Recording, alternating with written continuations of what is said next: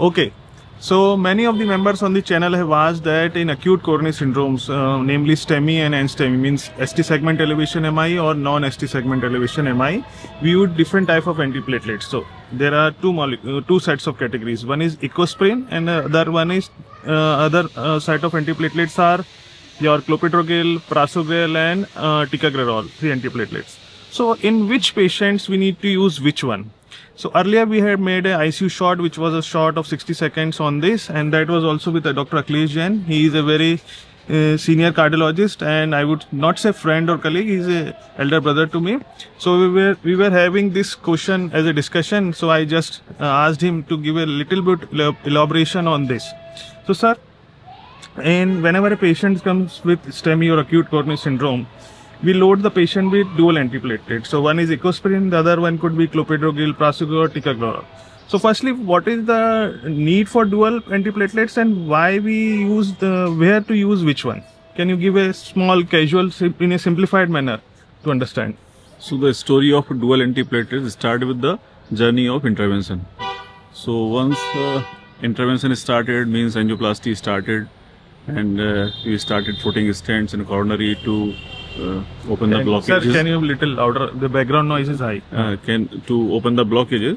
So it was found that with aspirin only there are high incidences of stent thrombosis because stent is a foreign body. So they are in search of another molecule which can inhibit the platelets by another pathway, so that can potentiate the antiplatelet effect. So there comes the existence of clopidogrel, and when it came into use, it was awarded as a molecule of the year. Clopidogrel is a wonderful molecule, and it reduces the incidence of stent thrombosis remarkably. But when with time people appreciate that there are few patients who, despite of using dual antiplatelet, suffered from stent thrombosis, and it was found that there is a subset of patients who have clopidogrel resistance. Okay. So then started a search of second molecule alternative for clopidogrel, and then came into picture these ticagrelor and prasugrel. So both these molecules are very potent antiplatelet, and they have reduced the chances of incidences of stent thrombosis significantly. So, but there is a certain guideline or criteria when to use these prasugrel, ticagrelor and clopidogrel. Okay. So as a practice, as a common practice, whenever we found a patient of ACS, whether it is NSTEMI or STEMI, we load with dual antiplatelet, aspirin and clopidogrel. Okay. Then we decide whether patient will go for thrombolysis or whether the patient go for primary PCI. Okay.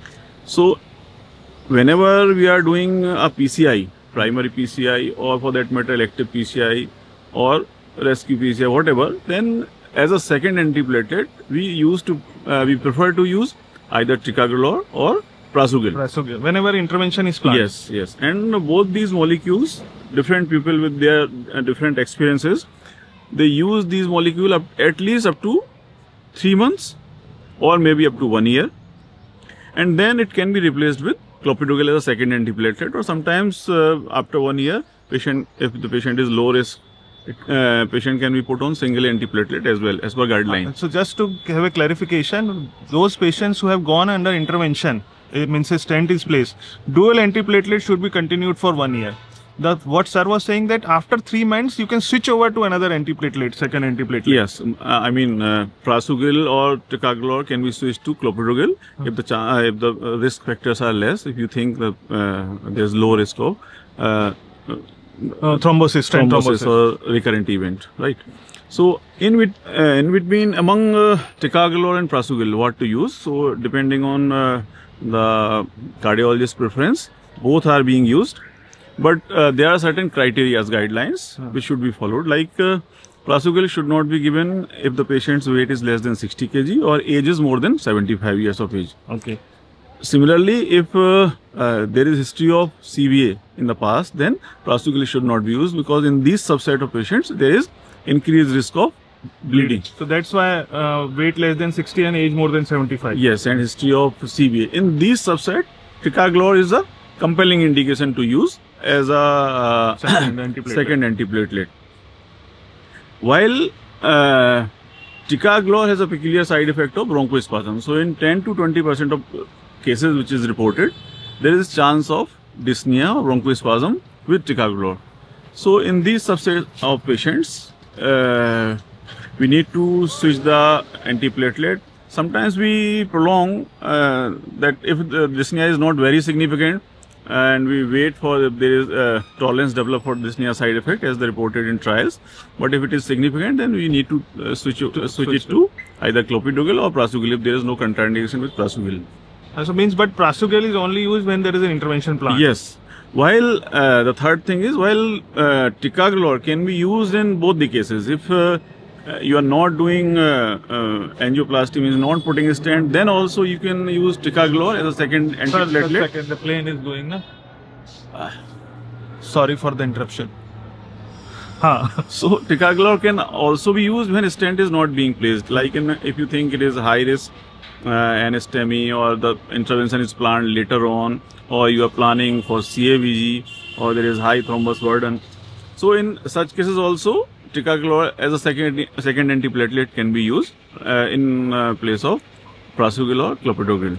And ticagrelor is having a reversible effect? Yes. Also, we prefer to use ticagrelor in some patients which are very likely to undergo a CABG. So, because the half-life of ticagrelor is less, so we need to before CABG we need to stop the antiplatelet. So ticagrelor is better suited for that purpose. So if I ask you a very simple question in terms ki suppose a patient comes with an MI to your emergency. So we have one is antiplatelet, is ecosprin. So among other three, how we will decide that we are going to give this patient clopidogrel or prasugrel or ticagrelor? So as a protocol, it should be loaded with aspirin and clopidogrel only. Then once it is decided that patient is going to going for PCI and angiography has been done, depending on anatomy of the angiogram, if we are going for angioplasty, then the preference is either prasugrel or ticagrelor, reload with either ticagrelor or prasugrel. And if the patient is being managed, conservatively, then the choice is between to continue clopidogrel or to switch on to ticagrelor. Yes. So thank you, sir. So this was in short about a very casual discussion about the three antiplatelets along with ecosprin. And I would request again the viewers and the members of the channel to now go and read the books and chapters regarding this. You will have a better understanding and will not forget. So thank you, sir. And do read more about it. Thank you.